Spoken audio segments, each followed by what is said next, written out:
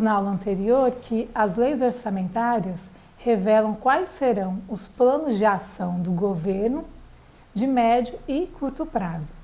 Depois de definidas quais serão as receitas, isto é, a fonte de recursos financeiros e quais as despesas, ou seja, o destino desses recursos, inicia-se o planejamento e a viabilização da realização de obras, prestação de serviços e regulação dos assuntos de interesse coletivo.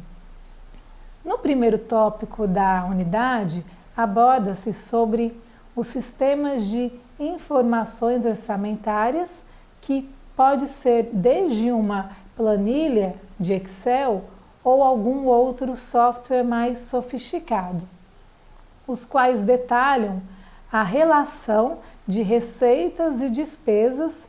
O importante é deixar organizado todas as informações sobre o orçamento, receitas e despesas e tornar claro e transparente as informações e números que irão possibilitar melhor eficiência do gestor na tomada de decisões. Então, o autor do nosso caderno didático, ele utiliza como exemplo prático da apresentação dessas informações orçamentárias o Siga Brasil, que é utilizado pelo governo federal e que apresenta todo o ciclo orçamentário. Então, o ciclo orçamentário ele vai desde a elaboração da proposta orçamentária pelo Executivo e a discussão e alteração dessa proposta pelo Legislativo, até a execução da lei aprovada. Então, cada fase desse ciclo orçamentário é de responsabilidade de determinado órgão público. Então, as funções em cada fase do ciclo, elas ficam distribuídas da seguinte forma. Na primeira fase, é elaborada a proposta orçamentária pelo Poder Executivo. Na segunda fase, a proposta ela é apreciada pelo Poder Legislativo e apresentadas emendas parlamentares. E, por fim, na terceira fase, executa-se a proposta orçamentária, fase esta que envolve praticamente todos os órgãos públicos que arrecadam as receitas e realizam os gastos.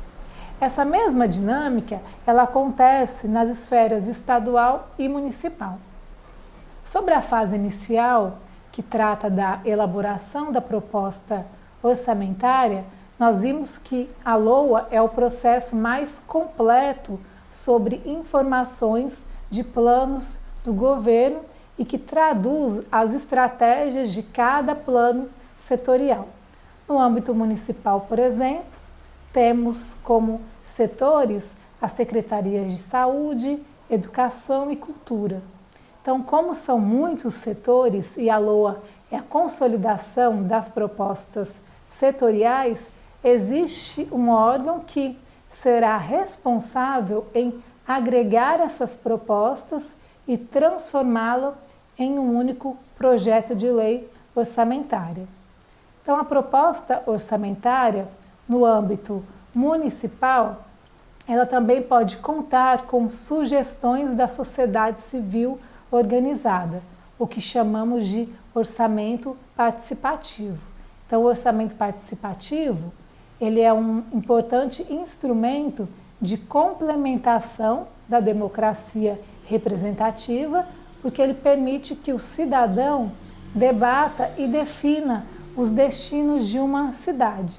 Então, nele, a população decide as prioridades de investimentos em obras e serviços a serem realizados a cada ano, com os recursos do orçamento da prefeitura. Então, além disso, ele estimula o exercício da cidadania, o compromisso da população com o bem público e a corresponsabilização entre governo e sociedade sobre a gestão da cidade. Então, a forma de implantação do orçamento participativo, ela é definida por cada município. No ambiente, eu deixei disponibilizado na pasta Arquivos um artigo que trata do orçamento participativo no município de Montes Claros.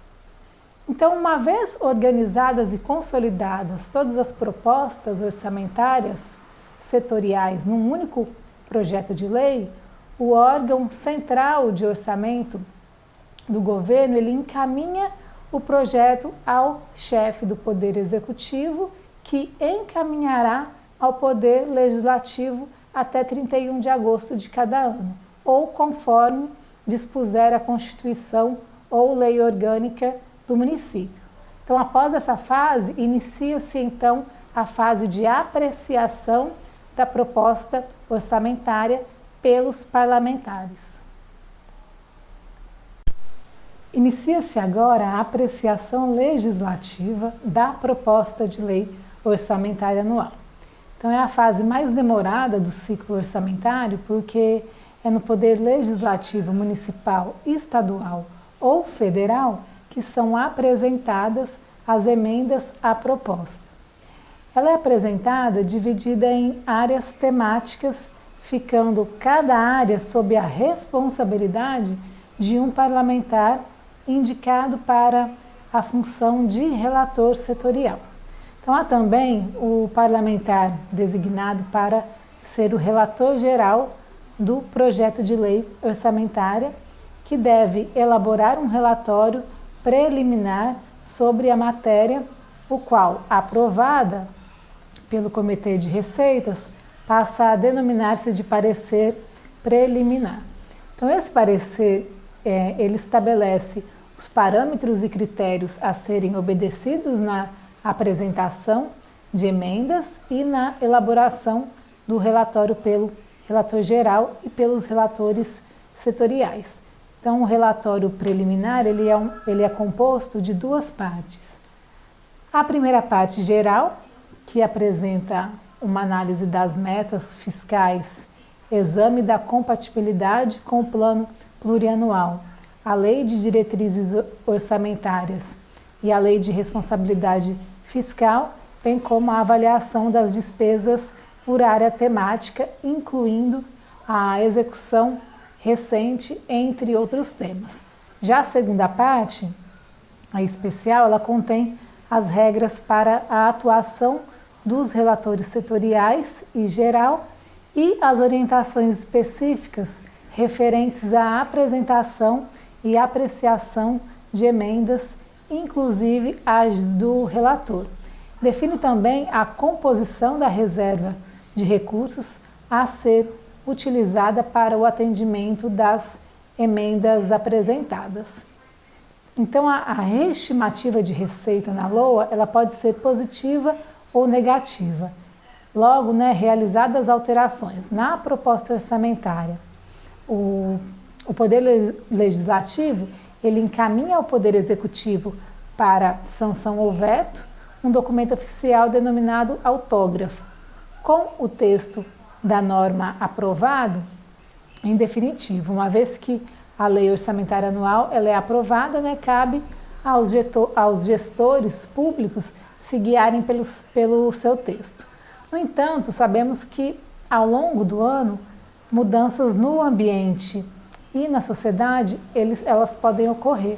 Portanto, sendo a realidade dinâmica, o orçamento ele não pode ser estático. Para isso é possível realizar mudanças e ajustes mesmo depois de aprovada, em duas situações: por meio de autorização do Legislativo no próprio texto da lei orçamentária, como, por exemplo, autorizar o Poder Executivo a abrir créditos suplementares no valor de até 10% cada subtítulo, mediante a anulação parcial de outras dotações. E a segunda situação em que é possível mudar o texto da LOA seria mediante créditos adicionais, que são as autorizações de despesas não computadas ou insuficientemente dotadas na lei de orçamentos. Então, há três tipos de créditos adicionais. os suplementares, os especiais e os extraordinários. Um exemplo de crédito suplementar foram os 15 milhões de reais liberados, né, ao Hemominas por meio do decreto assinado pelo governador Romeu Zema para enfrentamento ao Covid-19. Aliás, várias outras instituições, como a FUNED, que é referência em pesquisa científica, também foi liberado crédito suplementar. No caso do crédito destinado ao Hemominas, foram utilizados recursos provenientes do excesso de arrecadação recebido por danos decorrentes de desastres socioambientais. Os outros dois tipos de créditos adicionais, que são os especiais e os extraordinários, né? Nós temos que os especiais eles visam a incluir dotações orçamentárias para despesas ainda não constantes na LOA, e os extraordinários são aqueles que visam ao aporte de recursos para despesas urgentes e imprevisíveis, como as decorrentes de guerra ou calamidade pública. Então, esses créditos adicionais, eles terão as seguintes fontes de recursos: o superávit financeiro do exercício anterior, que são saldos financeiros de créditos adicionais e de operações de crédito remanescente do orçamento anterior, o excesso de arrecadação, que é a diferença entre a arrecadação prevista e a realizada, e as operações de crédito, que são empréstimos, financiamentos e emissões de títulos. Por fim, a anulação total ou parcial de dotações, que trata do remanejamento de valores constantes na LOA ou de créditos adicionais aprovados. É importante ressaltar que créditos suplementares e especiais, o Poder Executivo ele pode propor a abertura de crédito ao longo do ano, por meio da apresentação de projeto de lei ao Poder Legislativo. Já os créditos extraordinários, por seu caráter de urgência, são abertos por medida provisória. Vamos agora assistir a duas animações elaboradas pelo Senado Federal que explicam todo o processo da Lei Orçamentária Anual e da Lei de Diretrizes Orçamentárias.